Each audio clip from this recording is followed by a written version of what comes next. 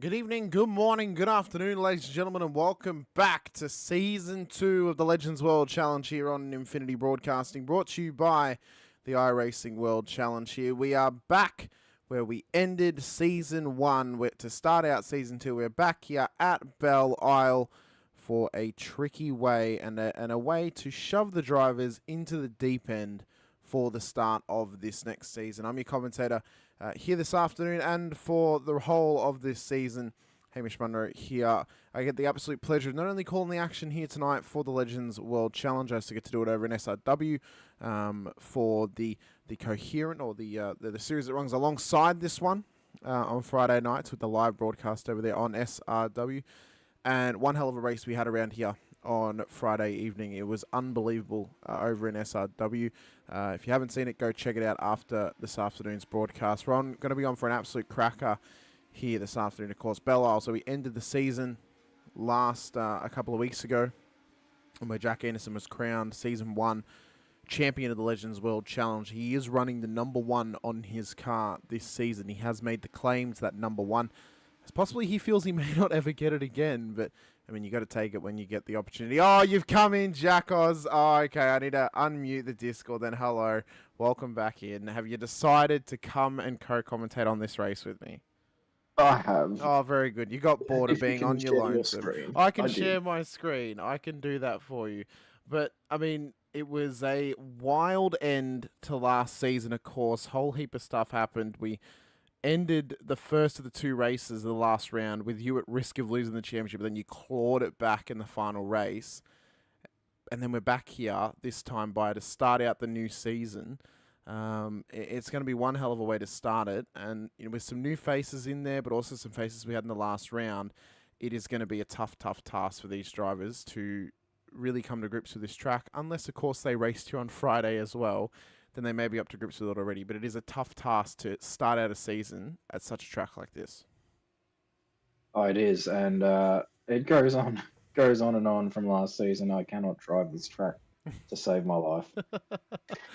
One of the big omissions from the field this season is Pedro Joao Suar. He's currently having visa problems of getting into wherever we are racing, as he was apparently arrested for illegally selling Portuguese peri-peri chicken. Now, these are not confirmed claims. That is what we're being told by the Portuguese authorities, and also the what's the word I'm trying to think of? It's like the place where internationals go. It's like it's technically their soil. Yeah, embassy, from the Portuguese embassy here for the local area. So we're not sure when Pedro will be able to join back into the field or not. So we currently only have one international out there in Jordan Ferguson, who has got his green card, so he's not at risk of getting deported. The rest of the drivers, of course, for now, the rest of the drivers, of course, all Australian and all locals out in the field as well. We'll quickly run through the circuit layout for tonight's race, Jackos, for Belle Isle. But we should be well averse for it now. We've had 4 races here over the span of 3 weeks, and we're about to have a 5th and 6th here tonight for one hell of a challenge for these drivers, as we mentioned. I mean, we call it the Legends World Challenge, but we could not have given them more of a challenge to start out their Season 2 campaign. Yeah, exactly. The only track more difficult than this at the moment, I would reckon, is Nordschleifen, because it's too long. We won't go there. Yeah, I agree. It is unfortunate. Maybe Long Beach could be in the same vein as this track of how difficult it is, and then obviously the Nordschleife. I doubt we'd even make a full lap in these cars. I really don't think we would. But of course, starting on the main straight and then heading into turn 1 and 2, where we could see some early carnage. Of course, last season we saw some carnage there in race 2 at the race start, where a couple of drivers went into the wall at turn 2 off the front row of the grid. Down towards turn 3, another very, very difficult corner, but a great passing opportunity for these drivers if they have the balls to pull it off. But they have to be fully committed, because if they're not, they're going to likely end up in the tyre barrier like a couple of drivers did on Friday night in the SRW series. And then turn 4, Jacko's another difficult corner as well, and then up towards turn 5 and 6 where the bridge is. Do we think we're going to see drivers, getting into a bit of strife through that sort of second sector of this track before the back straight? Yeah, definitely.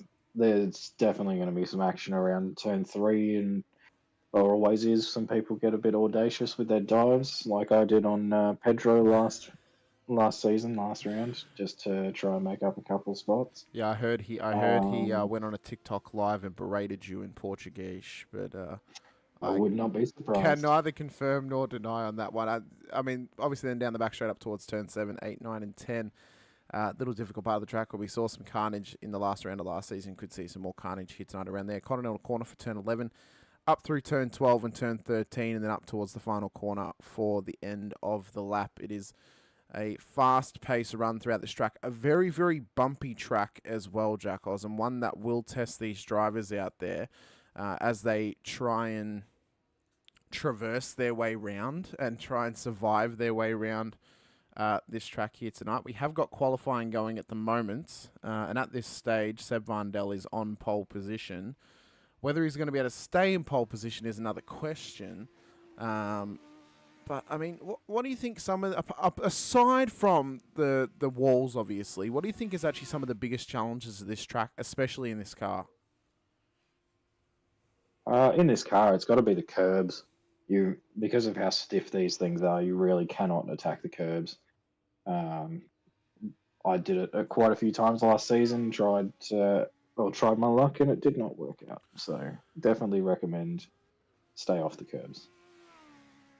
It's you're in the position that if you're going to attack the curbs, you can only attack them one way. And there's, I mean, as you can see, one of the drivers attacking it there. You've either got to take a minimal curb, or you got to almost kind of middle the curb with your car. If you get caught on the wrong side of one of your tires on that curb, it can easily spit you out, easily unsettle the car as it has done in towards turn 5 for Joshua Banau.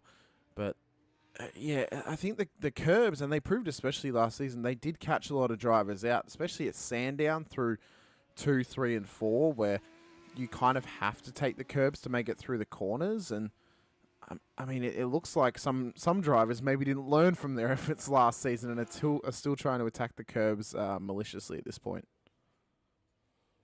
I mean, you've always got to test the limits, don't you, to find that little bit of extra edge over your opponents.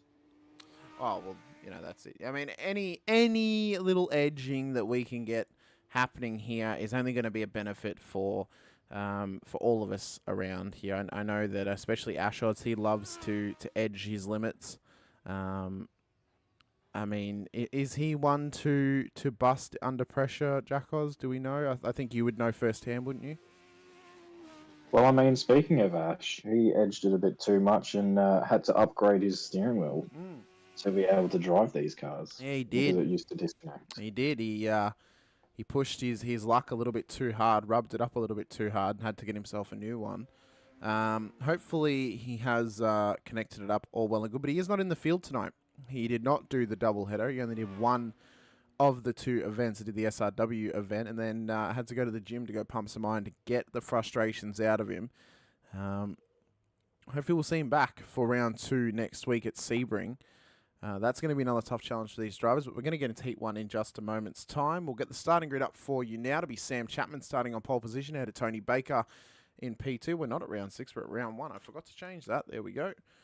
It is then Joshua Banau in P3 with Tyson Hanmer in P4. Jordan Ferguson, Tyler Sheaf make up the 3rd row ahead of Sebastian Varndell, Ben Faulkner in behind, with Tom Brown and yourself, Jack Oz, at the back end of the field. So only 10 drivers out on the field here tonight.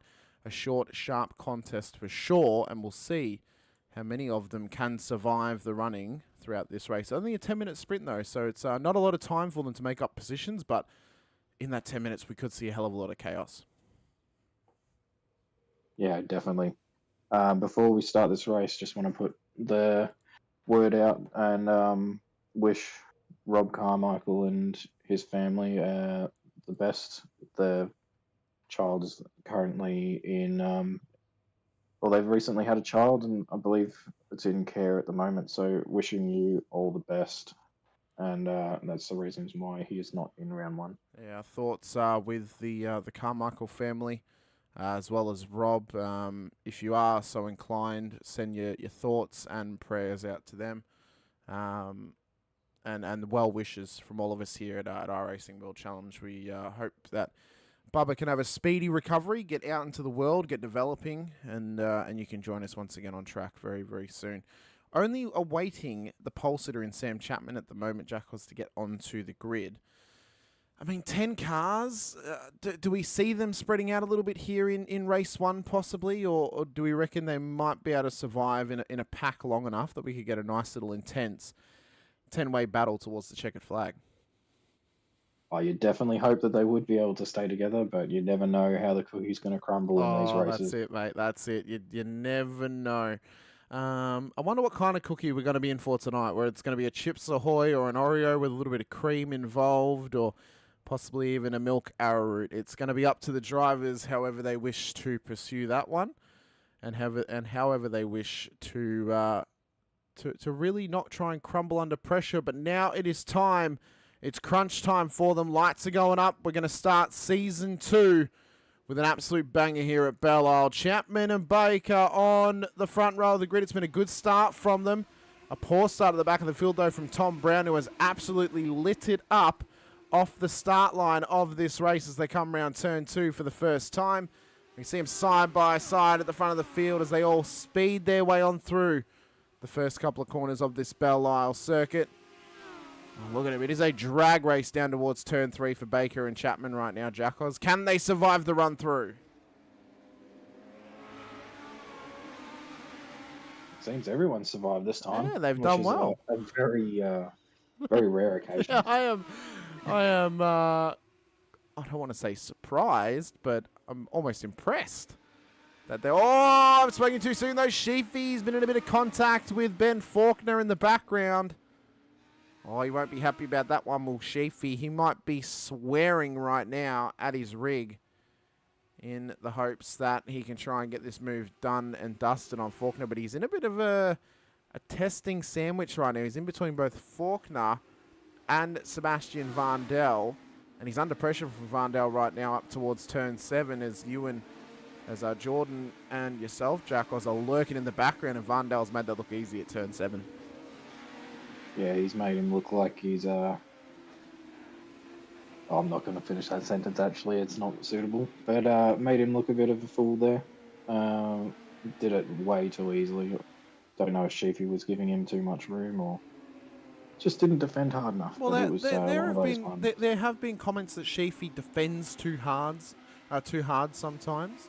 And he has even been accused of blocking from time to time as well. But I suppose Seb there really, he put his car in the position that Sheafy couldn't block him and couldn't hold him off. He just kind of tucked up the inside and said, "Thank you, sir, I'll take that from you." As you look to do the same thing down at turn 1 with the number 1 on your car, you know what? The number 1, it's a good look, especially for the font that you chose, Jackos. I can appreciate that you did pick the number 1 because not every champion does. And, I mean, why wouldn't you? If you have the opportunity to race with it, why not take it? Yeah, exactly. Not to mention it's probably the only time I will ever be able to use it. Well, I did say that. You know, I did say earlier, maybe the only time you ever get to wear it.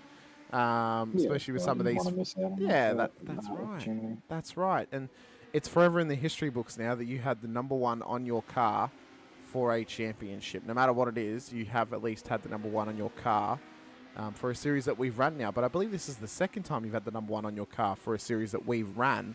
But the first time on iRacing for a series that we've run. So it is at least a little piece of history for yourself. Chapman and Baker battling at the front of the field now, as Hanma, Banau and Faulkner look to chase them down for a little 5-way dance at the front of the field. Vandel, I believe, is fast approaching him behind them, so he may not take too long to get onto the back of them and make this little 6-way dance for us. A bit of a tango here in Belle Isle as Sheafy is now spun it round at turn 7, much like he did in the final round of last season. Unfortunately for him, he's now dropped to the back of the field, Jackos, and looks like he may be starting pole for the next race. Yeah, I can give you a little scoop and say that he didn't do that alone. I think I also hit the wall there, and we both grabbed the little bit that sticks out that I never even knew was there. So were you both recreating your incident that you had together in SRW literally in the race after? Basically, but the thing is that we both went into the same part of the corner. Wow. like I hit it, and then 2 seconds later he hit it. So it's a first for me. I've never even seen that part of the wall stick out like that. I think it might have just touched the back wheel. So Do we think that's the wall that Ashos found randomly in front of him around the corner? Or was that at turn 2 that happened to Ashos? in the LMP2 in the wet, it was turn 2. Okay, He went yes. all the way over to the inside. It's not very lucky when a random piece of wall just jumps out of you out of nowhere. I know that's what quite a few, drivers in the real world may have claimed to the police when they've been questioned, how did your car end up in the wall? But in racing, I mean, sometimes you're not running close enough to the wall to even realize there is a little piece that is actually sticking out that can catch you off from time to time. Yeah, exactly. The tree just jumped out at me off. So Yeah, exactly. I'm just waiting on an 8 as Baker and Hammer lead for P2 at the moment. 1.5 seconds is already the gap up to Sam Chapman. I haven't seen a lot of Sam, of course, racing for Vermilion Motorsports, but right now he's looking like quite a pacey driver and is looking to have this one sewn up nice and early as we're already at the halfway point of race 1. Yeah, he might have to be awarded the Sweat of the Round award, I reckon. Although If Faulkner's putting in a good challenge for that racing in both events and at the front of the field. So that he is. although so is Tyson Handmer and Tony Baker, so they're all as bad as each other, to be fair. As Faulkner's trying to send it round the outside to get the inside run at turn 2. Baker's going to get the switchback done on him here. Fantastic racing at the front of the field between these gentlemen. They are doing an exceptional job right now as Handmer is getting involved in this thing. Faulkner's trying to get that toe off him, as little as it is in these cars, down towards turn 3. And they've done the job there. Handmer has blocked it off against Baker. It's allowed Faulkner through. But Baker's not going to let this thing get out of hand quickly. He's going to try and get some finger buns out of the oven and just, get the car up there. But a big wiggle's going to cost him. And it's possibly going to let Vandel through as well. No, he's not. He's just going to have to slot in behind him. So great little mid-pack battle at the moment for P3 on the road, Jackals. Oh, synchronized slides though. Baker's put it into the wall. Vandel has been caught out by it. And all of a sudden, Ferguson has an opportunity to get past both of them and into the top 5. I suppose that's the benefits of keeping it clean. No matter how big the gap, if it blows up in front of you, Jackos, you got time to avoid and you got time to make up some spots as Faulkner is looking super loose into turn 7. Yeah, exactly. Ferguson is pulling the Bradbury on us. So. He is. He's a regular English Bradbury, is Ferguson. A real stellar drinker, I reckon, is Jordan. What do you reckon Stella is his beer of choice if he had it? Nah, Guinness, I reckon. Sure. No, he's not sophisticated enough for Guinness, surely. He's a real basic kind. We both know that he just likes vodka cruises. He just likes passion pop. That's all Ferguson appreciates. Is a cheap... Although, to be fair to him, he didn't even know what passion pop was until we told him about it. Which should be on the Australian citizenship application, is what is passion pop and what is the cultural significance of it in Australian culture, same as goon bags and a washing line. As Benau is now right on the back of Tyson Handmar. This is the battle for P3 at the moment. A bit further back, we have Baker and Ferguson battling it out for P6. So Vandel has actually gotten past Ferguson. Even though Jordan had the free position, he has already given the position back up to Vandel. So what does that say more about how good Vandel is, or how poor Jordan is at Belle Isle? Because he struggled in the last round, and the struggles are continuing right now here for the first round of Season 2.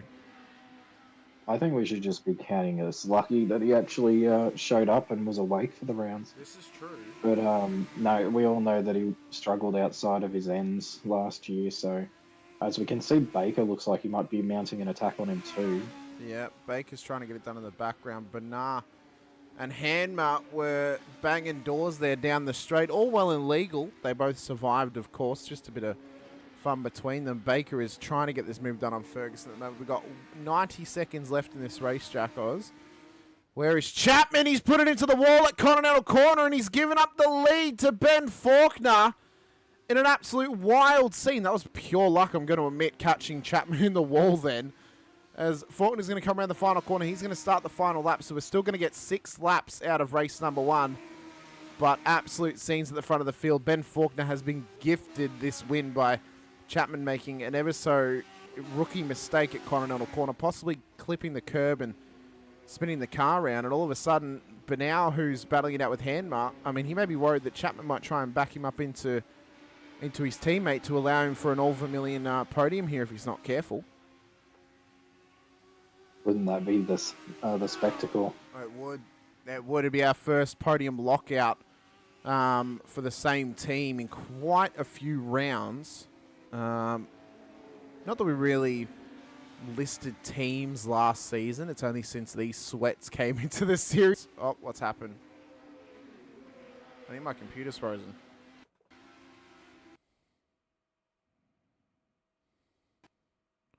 Well, we're back. What has happened? Are you there, Jackos?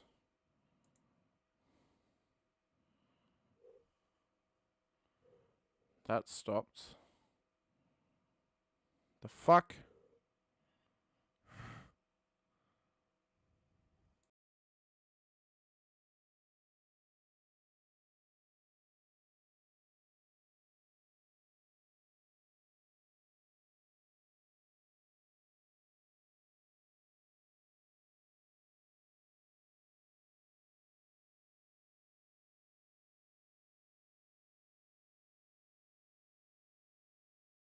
Yeah.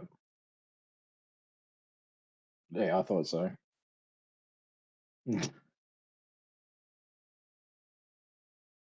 I think it's still going, but it's just black. Yeah.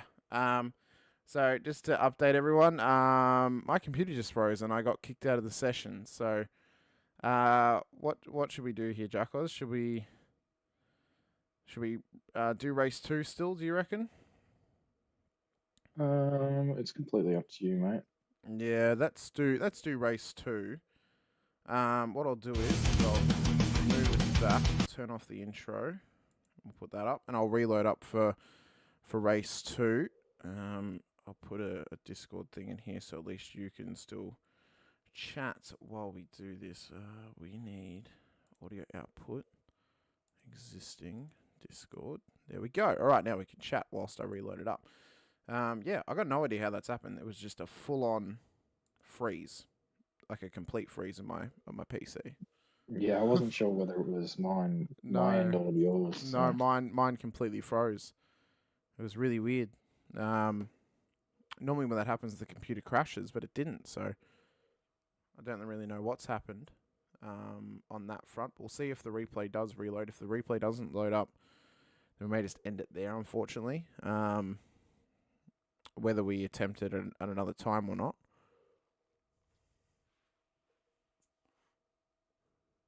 It is saying I'm connected, so... Oh, well, it looked like that Faulkner was going to get the win in that one. Did he, in fact, pull that off in race 1? I will double check. Okay.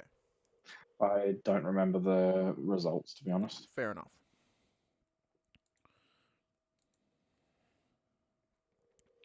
I suppose we'll know by the gridding of race 2. Yes, but will it show up? Like, I don't know if I changed the settings to be like last time. You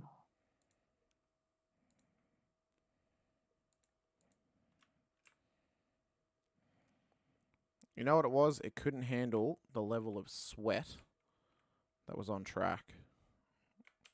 It was too much. Too much sweat for them. Yes, Ben Faulkner won Heat 1.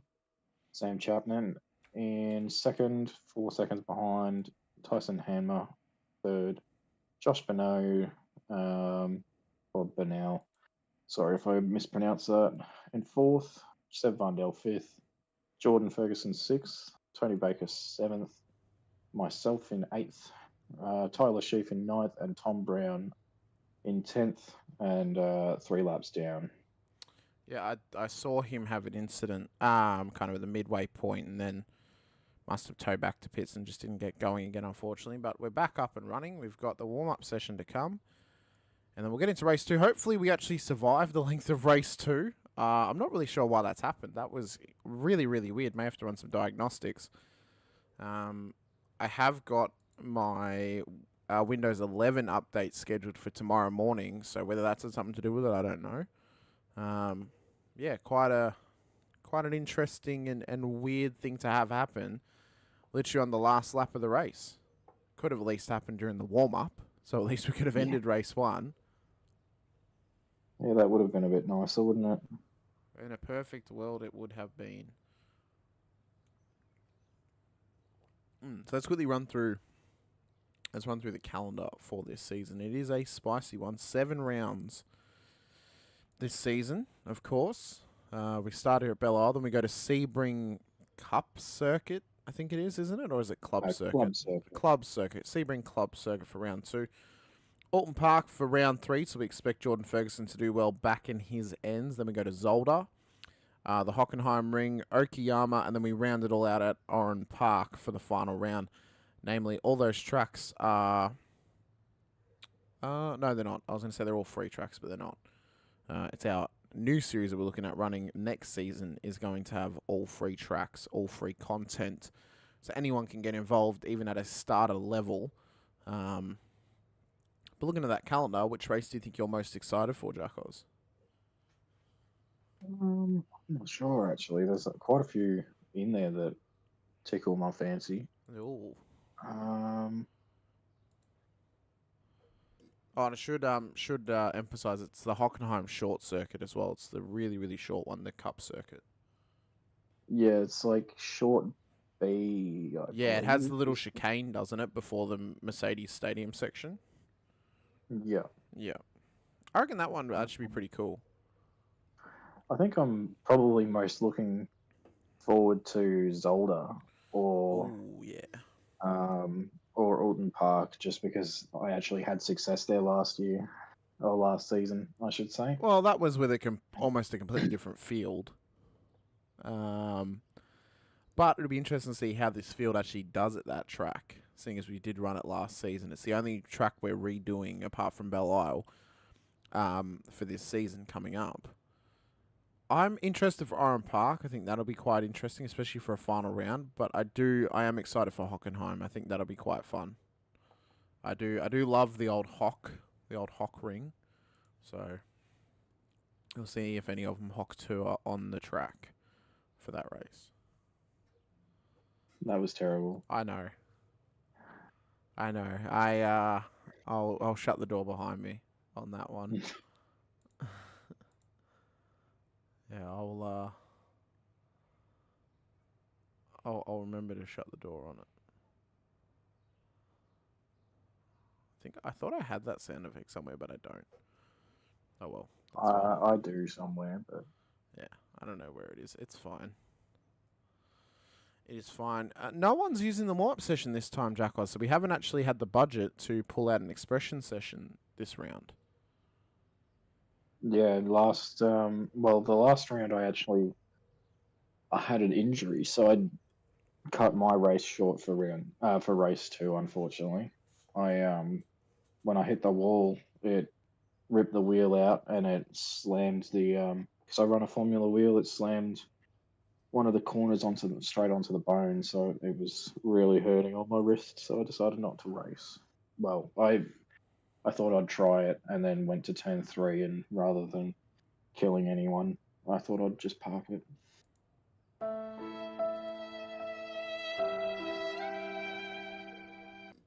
A sad story for a way to start a championship there from Jack Anderson, defending champion of the series. We are going to get into race number 2, though, here tonight, ladies and gentlemen. Jack has rattled off how they finished out the last race. Tyson Hammer is already excited to get on the grid. He is out there ready to go for the 15-minute feature race here tonight.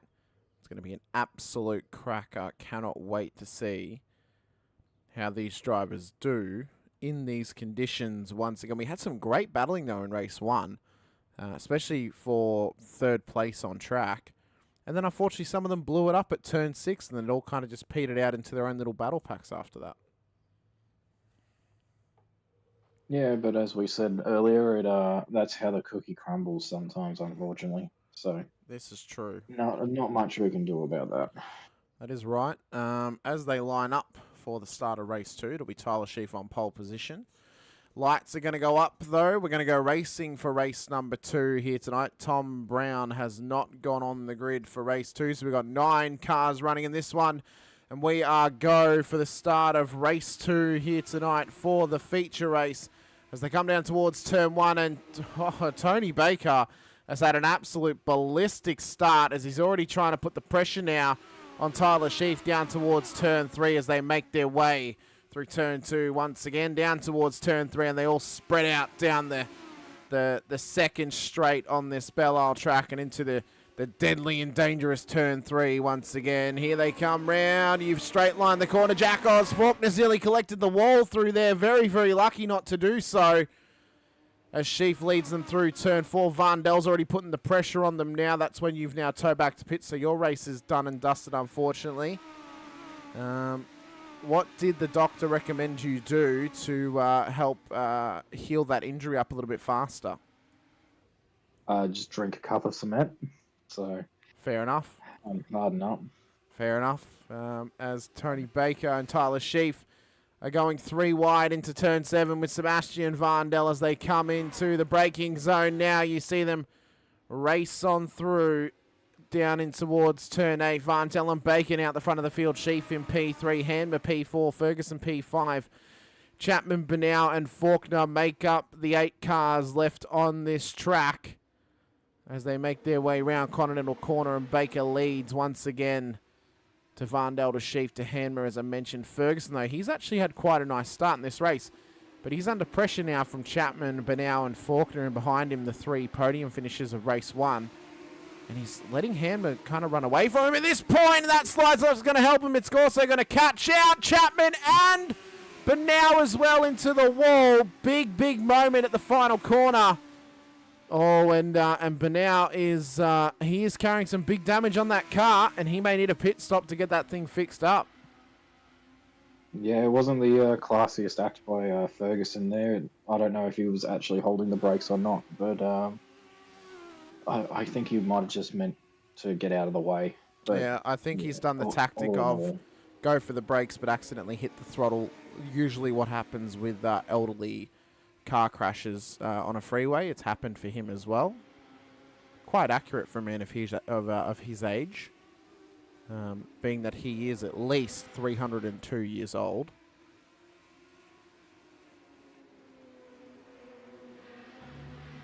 My back! My back! As Baker leads to Vandel now down towards turn 7. Sheaf is still in that podium position, but he's under maximum pressure right now from Tyson Hanmer. And into the braking zone of 7. Top 4 are only abreast by around about 1.2 seconds. Faulkner is trying to chase them down, but has he caught any damage on that car? And what is Chapman's car like as well after copping a knock with Ferguson and Banau? Into the final corner. Through comes Vandel. Baker's trying to defend as hard as he can. They're side by side up towards turn 12. And Seb Vandel may just yet take the lead of this race. He does so into the second to last corner. And now leads them round for lap 3 of this race. 3.5 minutes into proceedings at the moment. As Baker looks to stick with him right now. But Sheafy, I mean, he's done pretty well to stick with him at the front of the field, but he may be getting eaten alive just yet, Jack Oz, and may succumb to getting to the back of the field. Yeah, some of these blokes are just a little bit of a cut above the rest, unfortunately, and a bit faster than some of the blokes that were racing last season. So we saw Ben Faulkner get the fastest lap of the race last lap, and it looks like he might be making a move on his teammate here to then try and eat up Sheafy.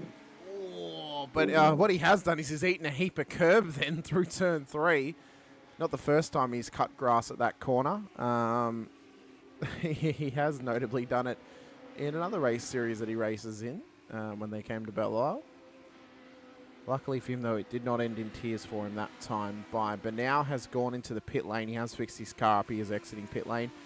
But he's all the way back in P8, and he is 45 seconds off the lead of this race, and he's got about 4 seconds up to Ferguson, who had the contact with him on the last lap, Jack Oz. So he's had some big losses now and may not be able to catch up the rest of the field.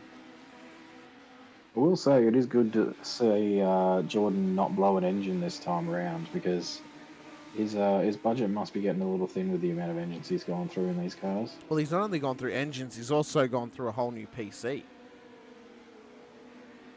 Yeah, that was a whole saga. Oh, A whole saga. it was an absolute saga.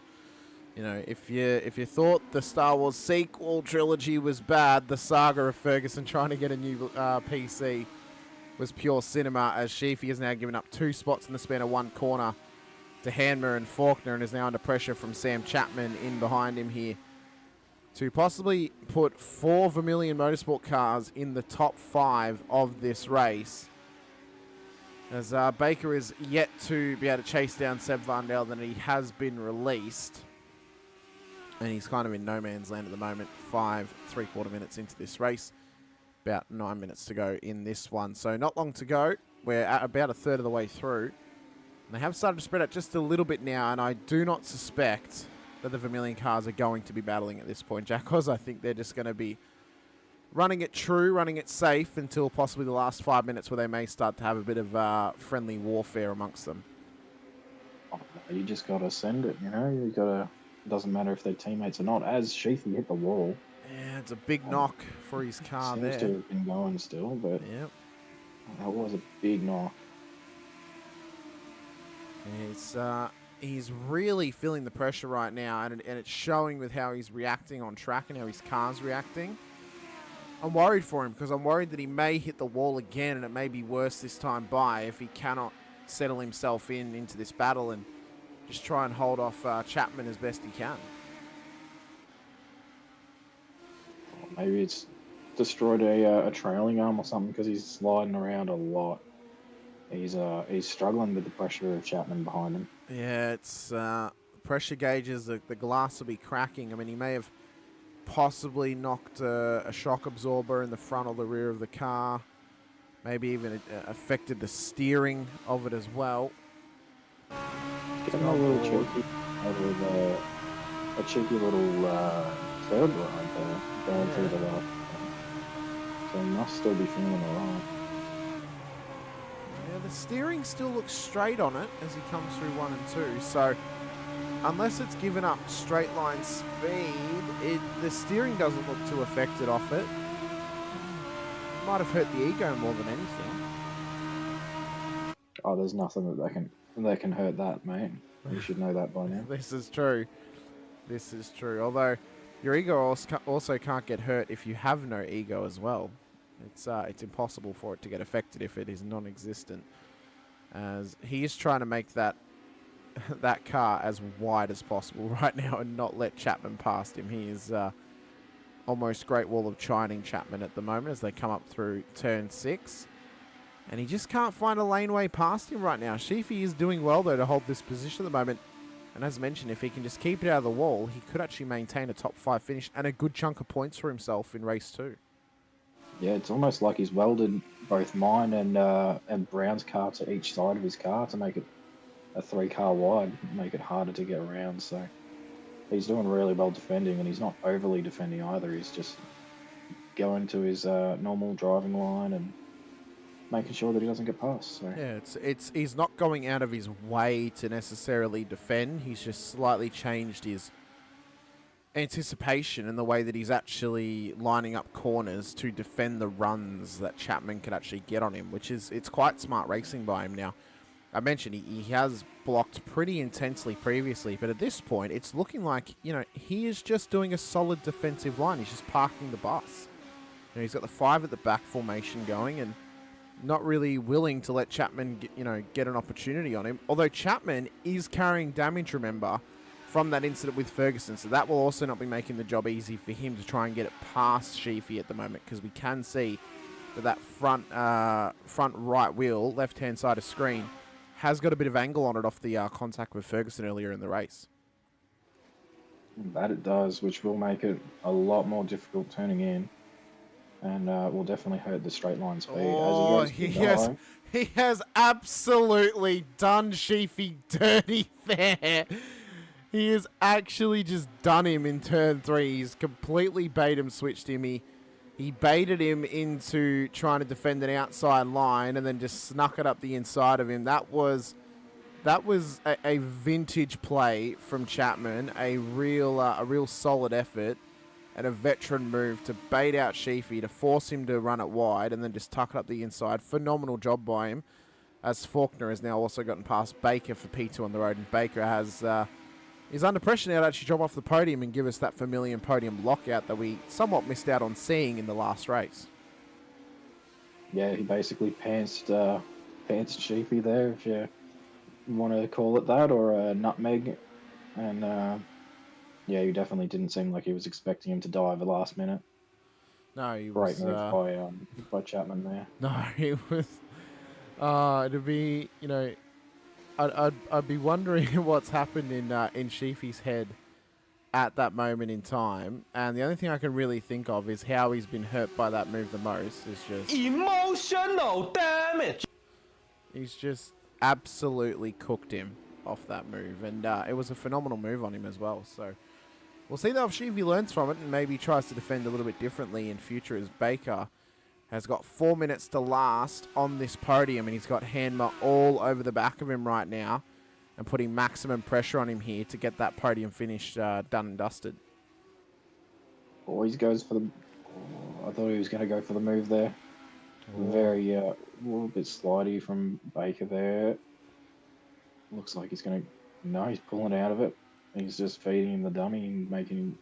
Maybe trying to make him make a mistake. Maybe he's trying to pull off the similar thing to what Chapman did and just bait him a little bit though. But that, oh, did you see that? That almost looked like he had a bit of a slide and then it just kind of gripped up at the last minute and shot him into the wall.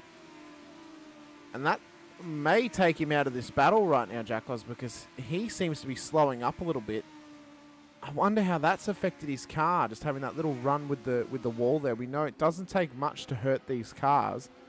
And even a slight knock like that can really affect not only your straight line speed, but also how your car is actually handling through those corners.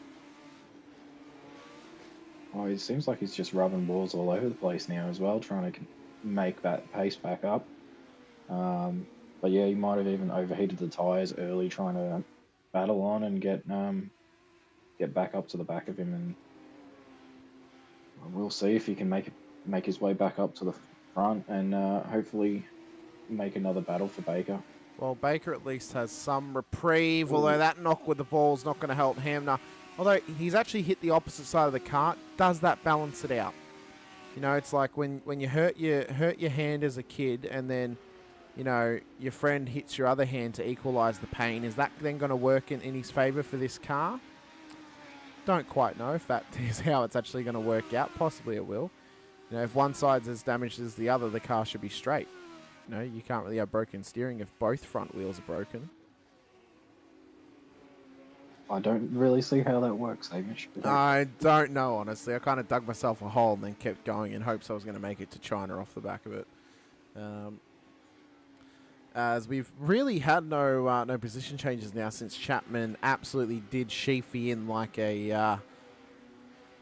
like it was a schoolyard biff, as Van Dell has put it into the wall on the bridge and has gifted Ben Faulkner P1 on the road once again. Is there possible crash gate scenario happening right now, Jackos, to give Faulkner 2 wins in this race? I don't want to accuse anyone. Well, it's a little bit ironic that Chapman crashed out of the lead and Faulkner took it on him with a lap to go in the last race, and Vandell's then done the same thing in race 2. I just think Faulkner's Bradbury this pretty well. He's driven pretty clean. And how can you get iRacing for free? You cannot get iRacing for free.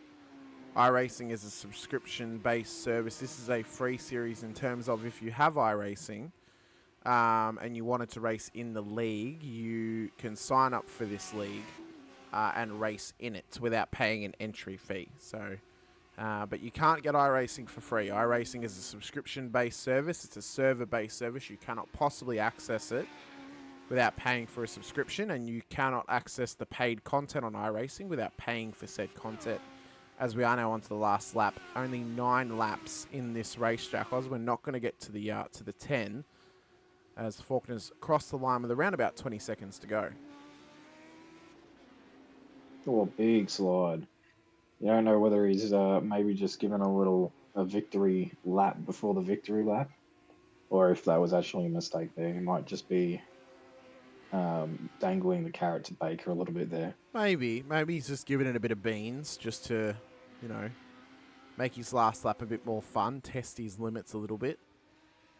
Baker is trying to chase him down like all hell, but he's got 2.4 seconds to gain up. I doubt he's going to be able to do that before the end of this lap unless Faulkner hits the wall. One little thing that we did miss in the background, Hamish, was Ferguson has now dropped a place to Bonneau. He has. Yeah. So Bonneau has actually done well to get on to the back room and actually get it past him as well. So Ferguson just proving that he cannot handle Belle Isle. Yeah, you can't get iRacing without a payment. It's a subscription-based service. You cannot get it without a payment. It's not how it works. It's a subscription-based service. You have to sign up for iRacing and pay the subscription for iRacing, and then you can race in this league for free. As Faulkner's going to come across the line, he's going to take P1 on the road here tonight for both races. Jack Oz Handmer's going to come home P2, with Baker just surviving in P3. Chapman's going to come home in P4, Vandell P5, and then Sheafy comes home P6. That was a big hit in the wall there from, I think it was Vandell. But now P7 on the road when he comes up towards the line, and then Ferguson's going to round out the finishing order for P8 on the road here this afternoon. That was a bigger hit than Billie Jean. Oh, that was fantastic. That was a nice little reference from you there, Jack Oz. As Bonneau has actually taken a little bit of liberty on the last corner, clipped the wall. Ferguson's not quite close enough though to take advantage. He's going to come across the line in P7, ahead of Ferguson in P8 on the road here this afternoon. But Faulkner does the double, and he has a perfect run in these races. Oh, he's then had a bit of contact with Hanmer on the cool down lap, which I don't think we have Faulkner come and have a chat to us, which is fine. That is all good. Got about feature race results now for you, as it was Ben Faulkner finishing out of P1 ahead of Tyson Hanmer and Tony Baker for the podium here this afternoon. Sam Chapman, Sebastian Vandell in P4 and P5, Tyler Sheaf, Jason Bonneau in P6 and 7, Jordan Ferguson then rounds up the final driver to actually cross the line on the last lap. Yourself, Jack Oz, you backed out on the first lap after copying yourself an injury, and Tom Brown never got started in race 2. Big race next week. We go out to Sebring for the club circuit. Going to be absolutely wonderful. Great to have you in the booth with me here tonight, Jack Oz, once again. I look forward to seeing how the rest of the drivers do next week when we head out to Sebring for round 2. Should be a good one. Oh, well, I'm so looking forward to it. We've got a big season ahead, ladies and gentlemen. Of course, Sebring next week. We then head out to Alton Park for round 3, Zolder for round 4, Hockenheim for round 5, Okayama round 6, and then Oran Park for round 7. But for myself, Hamish Munro, Jack Anderson alongside me, we thank you for your time. We thank you for being with us here once again on Infinity Broadcasting. And we thank you for supporting the iRacing World Challenge. If you haven't already, please be sure to hit the like button, the subscribe, and the bell icon so you're notified whenever we go racing here with the Legends World Challenge. But until next time, stay safe, drive hard, and as always, bye for now.